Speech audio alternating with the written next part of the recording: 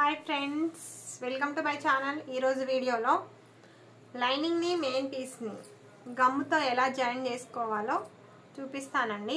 ఈ లైనింగ్ని మెయిన్ పీస్ని గమ్ముతో ఇలా మిషన్తో పని లేకుండా గమ్ముతో ఎలా జాయిన్ చేసుకోవాలో చూపిస్తాను.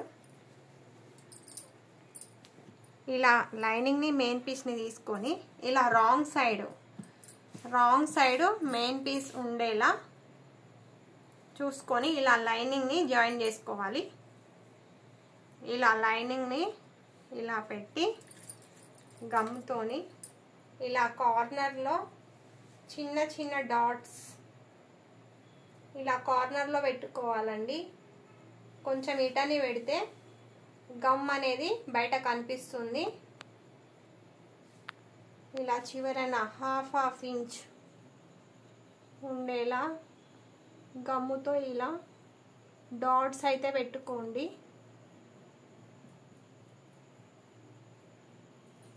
ఇలా పెట్టుకున్న తర్వాత ఇలా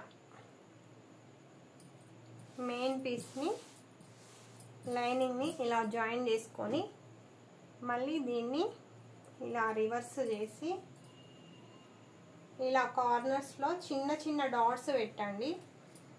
పెద్ద డాట్స్ పెడితే కింద క్లాత్కి గమ్ అంటుకుంటుంది. ఇలా చిన్న చిన్న డాట్స్ పెట్టండి.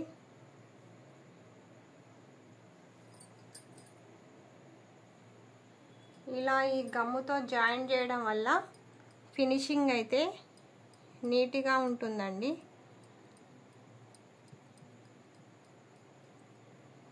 ఇలా ట్రై చేయండి. మిషన్తో పని లేకుండా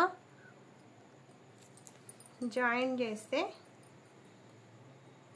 ఫినిషింగ్ నీట్గా వస్తుంది.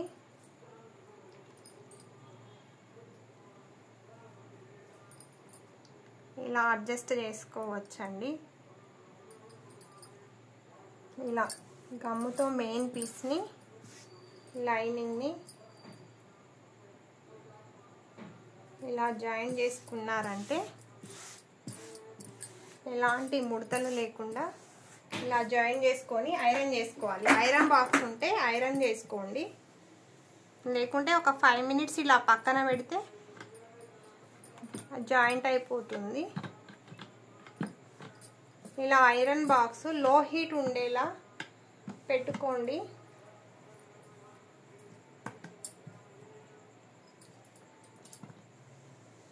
ఇలా గమ్ము పెట్టిన దగ్గరే ఐరన్ చేసుకోండి.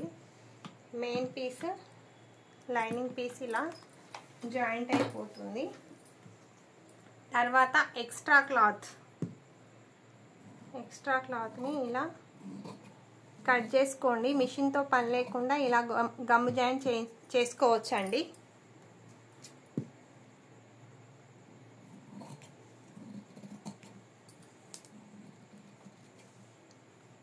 ఇలా సిల్క్ క్లాత్లు ఉంటాయి కదా, వాటికైతే ఇది బాగా పనిచేస్తుంది.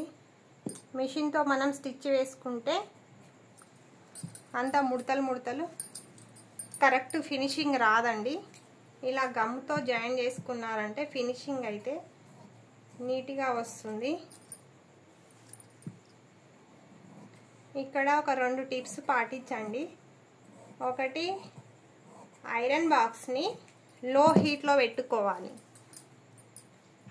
హై హీట్లో పెడితే ఇలా ఐరన్ బాక్స్కి గమ్ము అతుక్కుపోతుంది. కింది వైపున ఈ క్లాత్ ఉంది కదా, దానికి అంటుకుంటుంది. మనం ఐరన్ చేసేటప్పుడు ఏ విధంగా క్లాత్ పెడతామో అలాగే పెట్టి ఈ గమ్ము జాయింటింగ్ అయితే చేసుకోండి.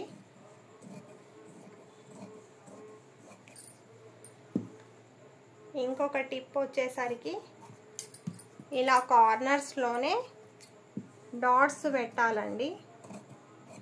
లేకుంటే ఈ డాట్స్ ఇలా పెట్టినవి మనకు ఇలా స్టిచ్చెస్లోకి వెళ్ళిపోవాలి. సైడ్కు పెడితే స్టిచ్ చేసిన తర్వాత అంతా కనిపిస్తుంది. ఇలా నీట్గా